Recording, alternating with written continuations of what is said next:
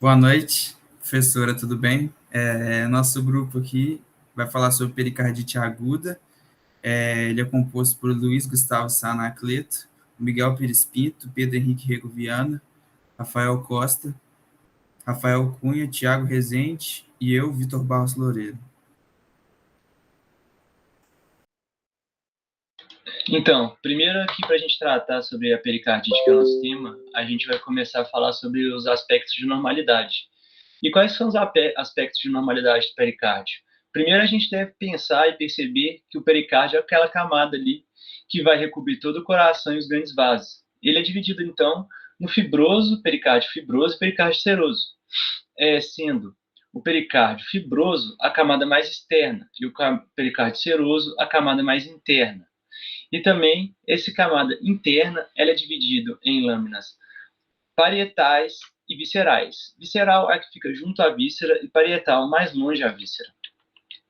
Evoluindo sobre os aspectos de normalidade, a gente começa a perceber aqui sobre a microscopia e também na macroscopia que o espaço virtual entre as lâminas, ou seja, entre a lâmina parietal e a lâmina visceral desse pericárdio seroso, é o que? É o espaço pericárdico, ou seja, cavidade pericárdica.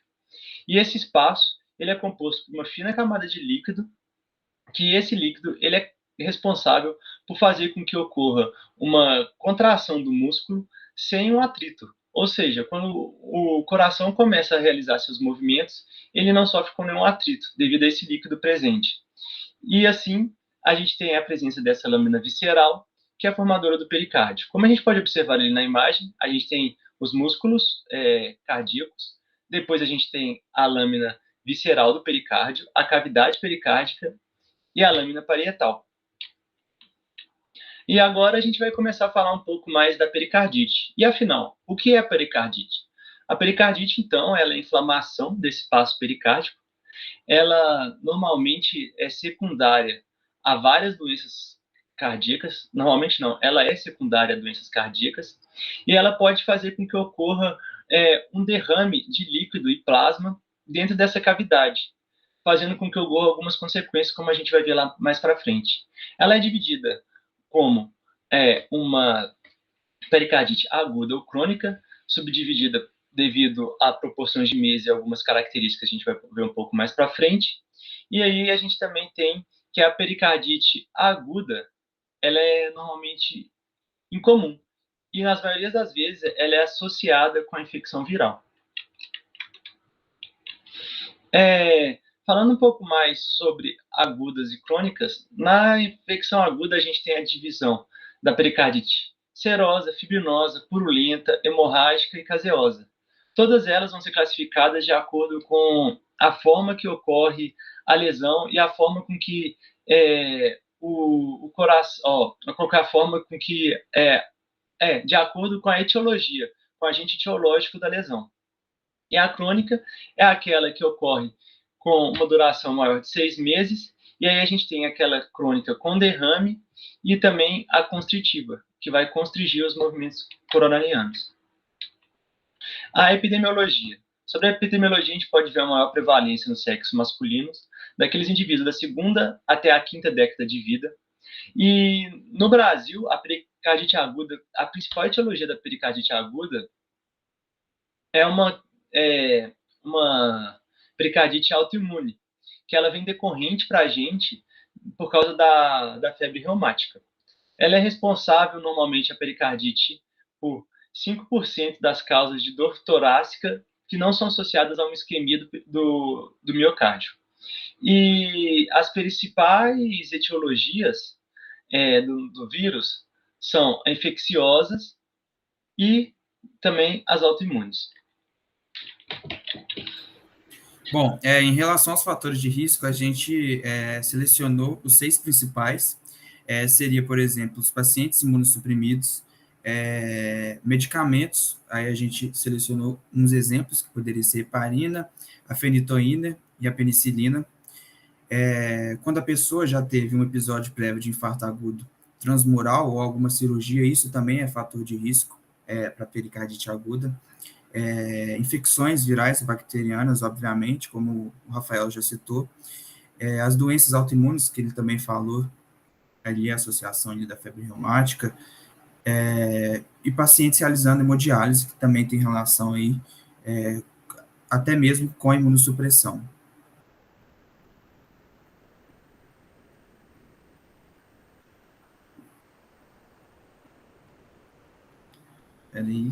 Aí, ó, pronto, boa.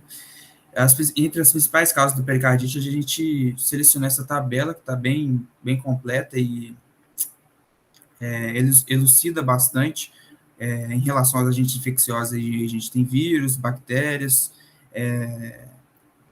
a tuberculose, os fungos mais relacionados aí com os pacientes imunossuprimidos. Em relação ao sistema imunológico, igual o Rafael já falou, a febre reumática, mas ainda tem associação aí com lúpus eritematoso, como doença autoimune, esclerodermia, tem outros ali que não é muito importante. Infarto agudo do miocárdio, já falei, pode passar o slide. Então, como o Vitor falou sobre essas etiologias e quais que são realmente as coisas que acarretam, a gente começa a pensar na patogênese. Então, a patogênese vem primeiro com a agressão ao pericárdio. Aí, essa agressão ao pericárdio vai fazer com que aquele agente etiológico cause no local uma resposta inflamatória. Então, começa a acontecer ali a produção dos mediadores inflamatórios. E aí, decorrente dessa produção de mediadores inflamatórios, começa a ocorrer uma resposta exudativa, ou seja, começa a acontecer o acúmulo de exudato dentro da cavidade pericárdica. E esse acúmulo do exudato no pericárdio faz com que ocorra a ativação dos receptores nociceptivos. E essa ativação dos receptores nociceptivos vão ser a consequência com que as pessoas comecem a sentir dor e relatar dor como um dos sintomas da pericardite.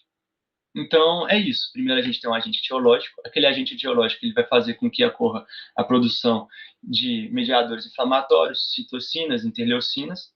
Começa a ocorrer ali uma resposta exudativa. Começa, então, a ter um acúmulo desse exudato. E aí ativa os nossos receptores. E também faz com que possa ocorrer algum dano ou perda de funcionalidade devido ao mau funcionamento ou à irregularidade presente ali na cavidade pericárdica. Bom, em relação então à morfologia, a gente selecionou a pericardite fibrinosa, porque foi o que a gente mais achou imagens e informações na literatura mesmo, e além disso, ela tem maior prevalência. A pericardite fibrinosa é a mais comum das formas de pericardite. Então, em relação à macroscopia, a gente vê esse depósito de uma película. Essa película vai ser como se fosse uma membrana, né, uma pseudomembrana. Essa película vai ser mais amarelada, como a gente pode ver na imagem esquerda, ali onde estão as setas. Vai ter um aspecto áspero, né, irregular, e com filamentos de fibrina. A literatura fala que essa película lembra quando passa uma manteiga e um pão. Eu não sei se parece muito, mas né, a literatura fala que é como se passasse uma manteiga na torrada, juntasse ela e depois separasse. Aí ela ia ficar meio áspera, e já que a manteiga tem a coloração mais amarelada. Eu não sei se parece muito, mas a gente selecionou aí a imagem direita no canto inferior, a gente vê um pão. Com essa imagem até que parece um pouco. Pode passar. Em relação à microscopia, a gente consegue ver edema, né, como o Rafael já falou, devido à reação inflamatória. Aí vai ter um infiltrado inflamatório aí de macrófagos e neutrófagos principalmente. Acúmulo de fibrina, depósito de fibrina, que a gente viu ali na imagem prévia da macroscopia. E, né, como o pericárdio aí é um tecido, um epitélio, né, um mesotélio, vai ter a proliferação de células mesoteliais reativas. Então, essa seria basicamente a morfologia da pericardite fibrinosa, e foi a que a gente resolveu selecionar por ter a maior prevalência aí no nosso meio. E como eu tinha falado lá na patogênese, até o momento que começa a ocorrer os sintomas, começa a acontecer um ciclo de eventos até começar a manifestar os sintomas.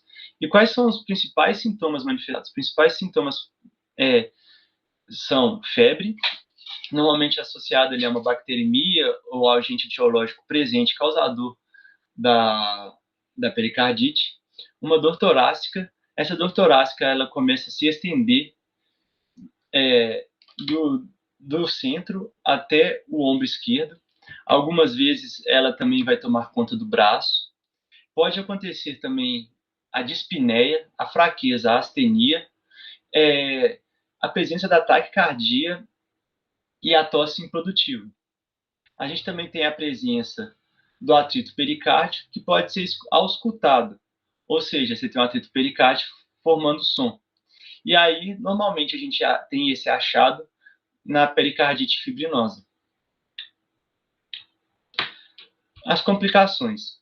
As complicações principais são o derrame. O derrame acontece quando há uma agressão tamanha a aquele miocárdio. Por quê? Começa a acontecer os eventos inflamatórios, a produção de citocinas, quimiocinas, que começam a fazer com que ocorra a degradação ali do músculo, a necrose do músculo, fazendo com que possa ocorrer o derrame, ou seja, venha extravasar sangue para dentro da cavidade. E aí pode ocorrer o quê? O tamponamento. Esse tamponamento o que acontece? É como se a gente tivesse um saco e dentro desse saco a gente tivesse outro saco. Só que a gente começa a encher o saco de fora com água. E aí a gente não tem um espaço para o saco de dentro ficar aberto. É o que acontece. O saco de dentro seria o coração, que não tem espaço para ganhar volume, e o saco de fora seria o pericárdio, que com derrame ia ficar contendo o sangue e não fazendo com que isso ocorra. Então, o tamponamento ele vai fazer isso, vai fazer com que o coração não tenha espaço e o débito cardíaco dele fique prejudicado, devido a essa falta de amplitude dos movimentos. Além disso, também pode ocorrer uma constrição, ou seja, devido à decorrência desses efeitos inflamatórios na pericardite e os efeitos resolutivos, a perda de elasticidade do tecido do miocárdio. E aí, sendo constritivo, ou seja, ele não vai ter a mesma amplitude, ele não vai conseguir ter a mesma elasticidade para o seu funcionamento. E o que também vem a trazer para a gente uma redução do débito cardíaco e as consequências, como a astenia, a fraqueza, a dispneia e a má perfusão sanguínea nos demais órgãos. O diagnóstico, como é que acontece? O diagnóstico ele acontece com o eletrocardiograma, a gente vai poder observar uma elevação difusa do segmento ST. Ecocardiograma, a gente vai realizar e identificar o derrame no eletrocardiograma. A gente pode fazer o hemograma para ver como é que está a bacteremia ali, se tem alguma infecção associada, se a etiologia é infecciosa. A gente pode auscultar o som cardíaco. A ausculta do som cardíaco, a gente vai ver, como eu já falei, o atrito do pericárdio. Pode ocorrer uma biópsia do líquido pericárdio para saber qual que é o agente etiológico que está presente ali naquele líquido. E também pode ser feito a hemocultura. A hemocultura, na verdade, aqui eu até confundi. Eu falei do hemograma como se fosse hemocultura. No hemograma, a gente vai conseguir ver marcadores que identificam para a gente a inflamação, como uma maior contagem de leucócitos, proteína C reativa. E na hemocultura, sim, a gente vai ver a bacteremia, a presença ali do agente etiológico, da bactéria causadora ou então do vírus causador. Do vírus não, da bactéria causadora. E aí o tratamento. O tratamento ele ocorre com anti-inflamatórios, ibuprofeno, colchicina, com a periocardiocentese, quando a gente tem esse derrame, a gente pode retirar o líquido para que não ocorra o tamponamento, então você drena aquele exudato ali inflamatório, e também o uso de imunossupressores, como no caso da febre reumática, a gente ocorre a inibição um pouco da cascata de anticorpos autoimunes, fazendo com que reduza a pericardite, a inflamação do miocárdio, ou do pericárdio. E aí a gente tem uma observação ali, tendo as diversas etiologias, é necessário que cada caso seja tratado individualizadamente. Igual imunossupressores, seria nesse caso da febre reumática. Mas em outras etiologias não se utilizaria os imunossupressores. Essas são as nossas referências e muito obrigado. Muito obrigado. Eu queria falar que algumas vezes aí eu acho que a câmera do Rafael acho que não pegou um pouco, mas eu espero aí que você tenha gostado, professor, e boa noite.